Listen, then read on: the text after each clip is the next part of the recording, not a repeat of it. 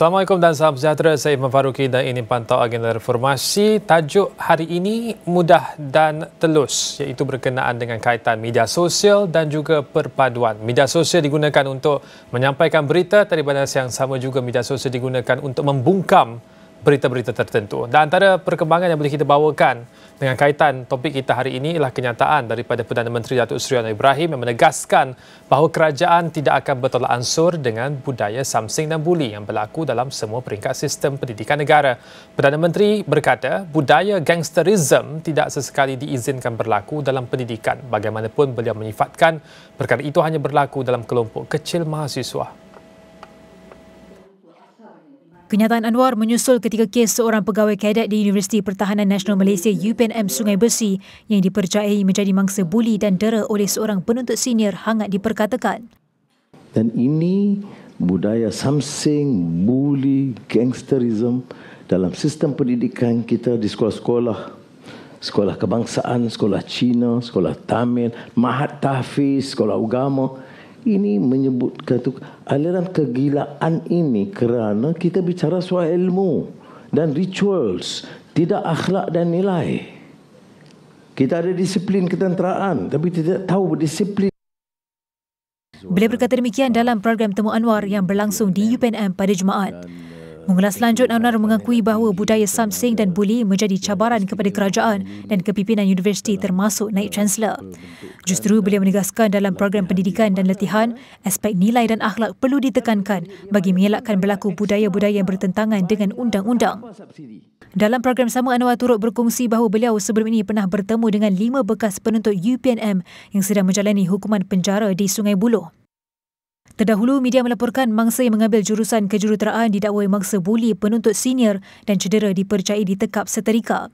Pada Khamis, Angkatan Tentera Malaysia ATM dalam kenyataan menegaskan tidak akan berkompromi dengan mana-mana pihak yang terlibat dalam kes seorang pegawai kadet di UPNM Sungai Besi yang dipercayai menjadi mangsa buli dan dera oleh seorang penuntut senior. Selain daripada media sosial digunakan sebagai satu medium yang membawa kepada kes-kes buli, kes in point nombor 2 untuk pembincangan hari ini ialah kes tular berkenaan dengan bendera di Johor, yang mana antara perkembangannya menyatakan bahawa polis telah pun merakam percakapan 3 individu berkaitan penganjuran upacara perarakan agama peringkat antarabangsa di Sentosa pada 20 Oktober lalu.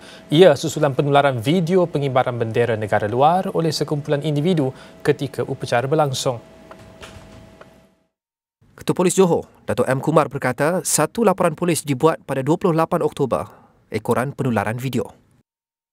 Berdasarkan percakapan saksi yang terlibat dengan penganjuran berkenaan, lebih kurang 35 negara mengambil bahagian dalam upacara perarakan. Hasil siasatan awal, kejadian ini dikatakan berlaku pada 20 hari bulan 10 2024 di kawasan Plaza Sentosa. Okey. Dan pengibaran bendera tersebut bukan masa perarakan tetapi di dalam kawasan Plaza Sentosa tersebut. Dan setakat ini kita telah rakam 3 percakapan saksi yang boleh membantu siasatan polis dan siasatan masih berterusan. Beliau berkata demikian pada sidang media selepas menghadiri program komuniti sempena Hari Deepavali 2024 di Ibu Pejabat Polis Kontingen Johor Bahru. Polis juga telah menghubungi penganjur upacara berkenaan yang kini berada di Bangkok untuk pulang dan merakam percakapan. Kata beliau, penganjur tidak memohon permit daripada polis kerana upacara berkenaan dianjurkan di kawasan tertutup, namun mendapat kebenaran daripada Majlis Bandaraya Johor Bahru. Kes disiasat di bawah Seksyen 3, Subseksyen 1 Akta Lambang Kebangsaan 1949, Seksyen 505B Kanun Keseksaan dan juga Seksyen 233 Akta Komunikasi dan Multimedia 1998. Selain daripada media sosial yang membawa kepada kes buli dan juga kes-kes yang melibatkan sakit-sakit hati, media sosial juga membawa kepada pendahuluan ataupun kenyataan yang mendahului daripada kenyataan rasmi. Antara lain, kerajaan tidak pernah membincangkan cadangan pengenalan cukai langganan ChatGPT seperti diperkatakan di media sosial. Itu yang ditegaskan oleh Menteri Komunikasi Fahmi Fadzil. Beliau berkata, sebarang cadangan untuk memperkenalkan cukai baharu perlu dibawa ke Parlimen dan tidak hanya dibincangkan di peringkat jemaah menteri, apatah lagi di media sosial. Beliau menganggap sebarang spekulasi tidak perlu dilayan kerana kerajaan tidak pernah diberitahu berhubung cadangan itu, terutamanya dalam Belanjawan 2025. Setakat ini kita tidak ada bincang perkara ini, dan sama ada di Jemaah Menteri ataupun di kalangan menteri-menteri pun tidak ada perbincangan tentang cadangan untuk mengenakan cukai.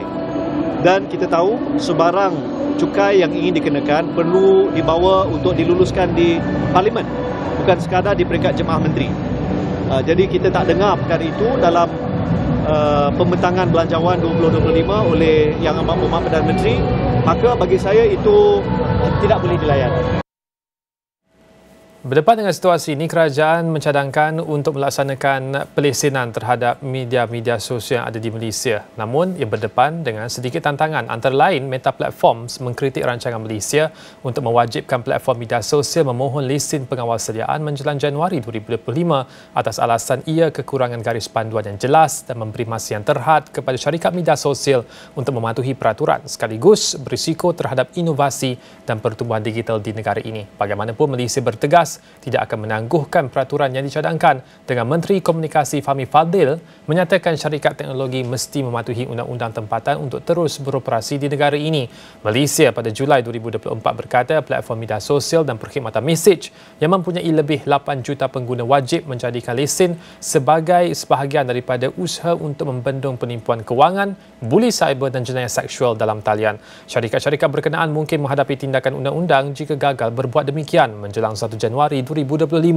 Rancangan itu menghadapi tantangan dengan satu kumpulan industri Asia termasuk Meta menggesa kerajaan agar pada Ogos untuk menangguhkan langkah tersebut. Dalam satu hantaran di Facebook pada Rabu selepas pertemuan dengan wakil Meta sehari sebelumnya, Fahmi mengucapkan terima kasih kepada syarikat tersebut atas kesediaan untuk bekerjasama dengan kerajaan tetapi menggesa agar ia mengambil langkah yang lebih proaktif terhadap kandungan seksual yang melibatkan kanak-kanak di platform mereka.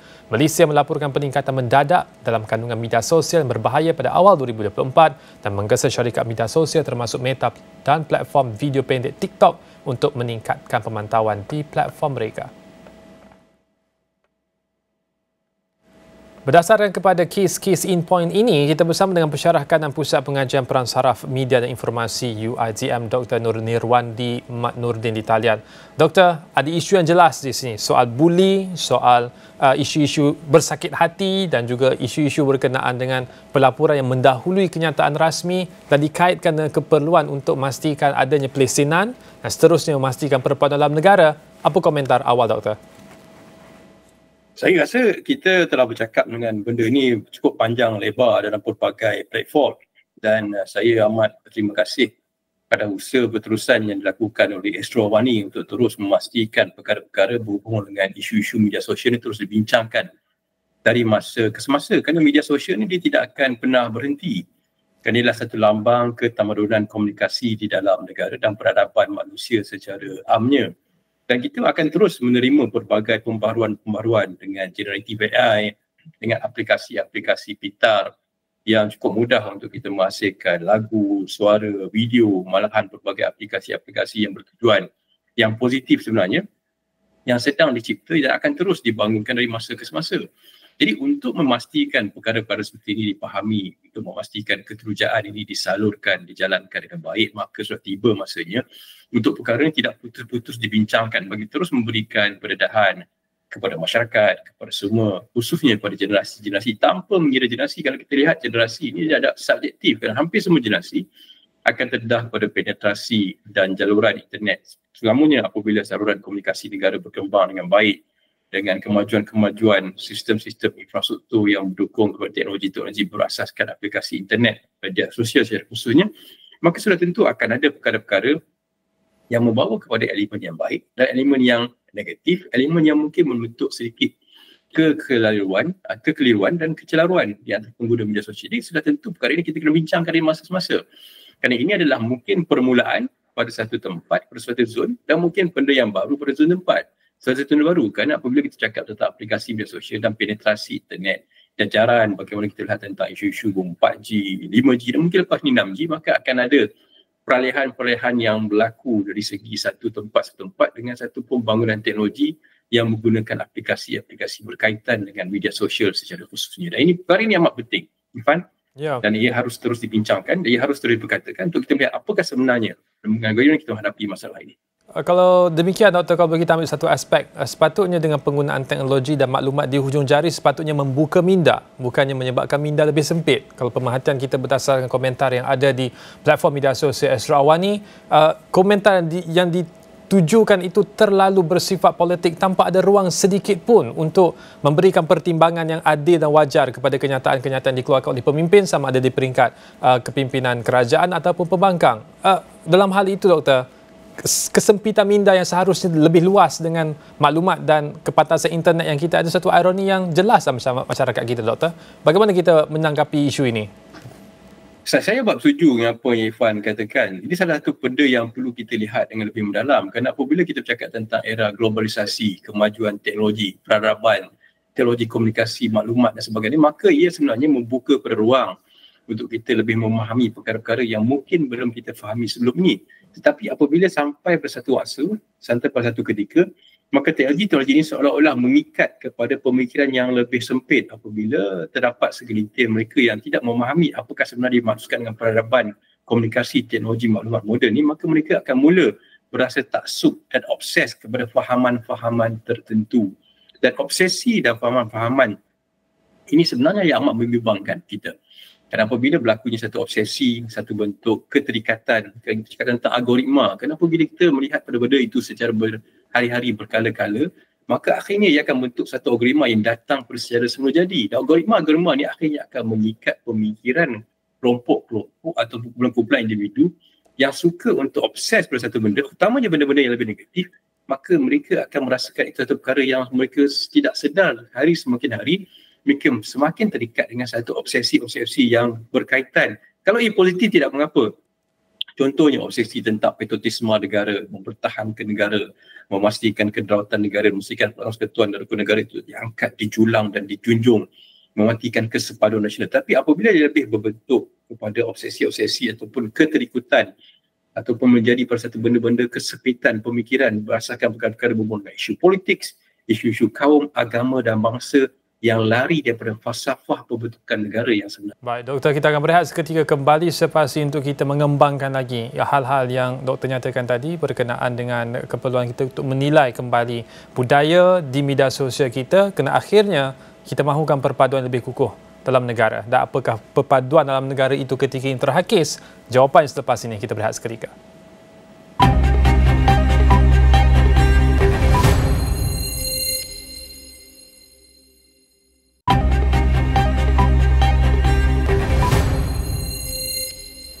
Baik, bertemu kembali pantauan kita reformasi di petang ini. Kita sampai kepada kesimpulan awal bahawa penggunaan media sosial secara berhemat dan untuk memastikan bahawa perbincangan dalam konteks demokrasi itu terus membugar tapi dalam masa yang sama tidak membawa kepada ekstremisme. Itu penting. Tetapi ironinya, kerana pertembungan pandangan juga boleh menimbulkan jurang pendapat yang sangat berbahaya di kalangan masyarakat apabila di kalangan pemimpin sendiri berhujah dengan menggunakan keterangan yang sangat lemah. Antara polemik yang berbangkit pada minggu ini ialah kenyataan oleh Ahli Parlimen Hulu Terengganu, Datuk Rosli Wahid pada 21 Oktober lalu mengenai definisi ketimbang dan kenyataan Ahli Parlimen Pasir Putih, Datuk Dr. Nik Muhammad Zawawi mengenai dakwaan rasuah dalam prosedur penganugerahan tender. Yang berhormat larut. Barat dengan Tambun terus. Saya ingat tadi di Hulu Terengganu dulu. Okey, Hulu. Silakan Hulu. Ya, apa dia Hulu Terengganu? Terima kasih Larut. Ketimbang-ketimbang ni saya cek dalam kamus dewan, tak ada petang ketimbang. Saya baca dalam internet, dalam WhatsApp, ketimbang tu kencing, tipu dan sembang. Apa pandangan Larut? Tuan Ketua, saya tak nak masuk campur bab ni. Saya dapat laporan WhatsApp, saya tak habis lagi. Saya minta kepada pihak kerajaan supaya meneliti, lihat dengan baik, kerana walaupun dia WhatsApp, dia datang daripada sumber yang sangat kuat. Sumber yang sangat kuat. Baik, untuk itu kita kembali bersama pensyarah kanan Pusat Pengajian Peran Saraf Media dan Informasi UiTM, Dr. Nur Nirwandi Maknurdin di talian.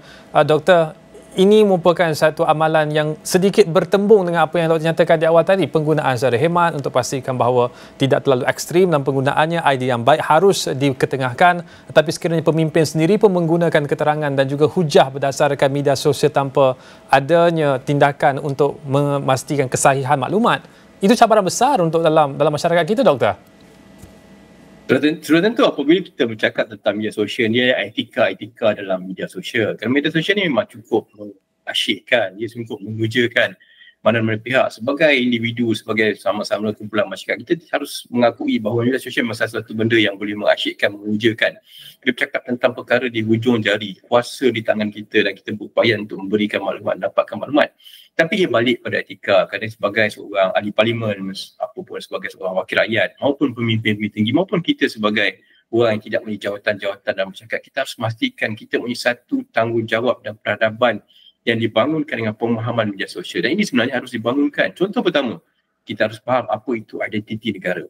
Identiti negara amat mudah. Kita bercakap tentang perpaduan yang harus berdasarkan persekutuan dan hukum negara. Kita bercakap tentang isu-isu berita palsu, kita harus mempunyai satu etika untuk tabayun, menyemak dan menimbang apakah perkara-perkara sebenarnya betul atau baik sebelum kita ditularkan. Tambahan apabila kita memegang satu pucuk pimpinan atau jawatan yang tertinggi. Dan ketiganya, kita harus memastikan bahawa kita memahami apakah falsafah penggunaan media sosial yang boleh kita bangunkan untuk diri sendiri, keluarga dan masyarakat. Contohnya benda-benda yang positif, benda-benda yang boleh membangunkan inovasi, benda-benda yang boleh memberikan satu benda yang cukup baik dan cukup emosi yang positif. Kerana bercakap tentang kerajaan, benda positif adalah benda yang boleh mengatakan kita banyak lagi benda-benda positif yang ditularkan oleh masyarakat, elemen bersedekah, elemen membina negara, elemen berhubung dengan perkara yang baik. Jadi ini adalah salah satu asas yang sempurna untuk memastikan elemen-elemen seperti ini fahami. Dan apabila bercakap tentang mereka yang mempunyai kuasa, yang memimpin ataupun mereka di jawatan-jawatan tinggi, mereka seharusnya lebih mahir dan lebih bersedia untuk memahami implikasi penggunaan media sosial supaya mereka menjadi satu rujukan perdana. Jadi itu bercakap tentang demokrasi matang, politik yang matang, politik yang cukup dinamik dalam negara. Dan ia hanya boleh diubah dengan satu pembangunan, corak pemikiran yang lebih moden tetapi terikat dengan kerangka persekutuan dan hukum negara. Ini benda yang saya ulang berkali-kali dan saya juga cukup bangga untuk mesembang sebenarnya berulang kali. Sebab kita kena perlu Rakyat Sarawak ni juga bersama untuk membawa benda ini saja berulang kali sebab kita nakkan supaya falsafah keterikatan fikiran ini dibina kerana kita akan berdapat dengan cabaran yang amat besar. Bayangkan ia menjadi rujukan pada masa sekarang. Pada masa mungkin kita boleh menjadi satu automatic report secara AI yang perlu kita ambil dan kita bina sebagai salah satu cabang-cabang ilmu ataupun ilmu komunikasi ataupun satu sumber-sumber yang boleh kita percayai. Tetapi di mana tapisannya? Di mana kita nak memastikan, di mana untuk kita melihat supaya kita tidak lagi terikat dengan satu bentuk elemen-elemen maklumat-maklumat yang mungkin mencurigakan, yang mungkin palsu, yang mungkin boleh mengubah satu bentuk cara kita berfikir, menjadi rujukan-rujukan dan falsafah. Dan akhirnya ia akan mungkin membuka ruang-ruang untuk salah faham, salah laku dan perkara-perkara yang boleh menimbulkan satu bentuk pengimejan yang tidak baik. Kerana kita ingat, apa kita cakap tentang seorang yang diberikan mandat untuk menerajui elemen-elemen berkepentingan masyarakat, maka ia harusnya lebih dominan dan lebih sensitif dalam memastikan elemen persekitaran. Ia harus lihat pada pelbagai elemen. Isu keselamatan negara, isu kesepaduan nasional, isu-isu berhubung dengan berita palsu, isu-isu berhubung perkara-perkara yang boleh mendatangkan kebesaran dan kegentaran pada awam. Itu diberi penilaian. Dan ini sebenarnya matlamat yang kita mahukan dalam demokrasi matang dan sebut. Dan ini sebenarnya satu juga ruang bicara budi yang perlu dibangunkan oleh masyarakat. Apabila masyarakat mengkritik kumpulan-kumpulan mereka yang mempunyai jawatan atau mereka yang mentadbir-tadbir di kawasan tertentu, sama ada politik daripada pelbagai blok, sama ada pembangkang atau kerajaan, masyarakat juga harus bercakap secara positif. Apakah yang perlu dilakukan? Apakah sebenarnya bentuk-bentuk yang boleh dibangunkan? Contoh, saya bagi satu contoh. Mungkin satu contoh yang cukup lebih rasional apabila kita lihat dalam satu insiden yang berlaku di Lebuh Raya, Karak, baru-baru ini apabila berlaku satu kelemahan maut. Dia mungkin berpunca pada kecuaian pemadam lori. Tapi kita lihat dalam media sosial, ada di golongan masyarakat lebih positif. Apa kata kalau kita binakan satu lampu solar untuk menerangkan Lebuh Raya? Apa kata kita bangunkan satu konsep lampu solar? Dan ini sebenarnya yang dimaukan. Dan ini sebenarnya rujukan-rujukan yang boleh membina negara. Daripada kita mungkin mengambil rujukan-rujukan yang akhirnya akan memberikan satu perkara yang boleh meremehkan ataupun memperlihatkan satu perkara yang mungkin tidak sesuai dengan satu status-status kumpulan-kumpulan tertentu. Dan akhirnya perkara tersebut saya rasa adalah salah satu perkara yang perlu terus dipraktikkan dari masa ke semasa untuk kemajuan pemikiran kita bersama dan untuk membina negara secara amnya. Ya, lebih lanjut berkaitan tindakan seperti Dr. nyatakan tadi bahawa isu media sosial ini bukan saja soal keselamatan pengguna itu tapi juga keselamatan negara, soal menyatupadukan masyarakat dan pelbagai aspek lain dalam penggunaan media sosial tersebut.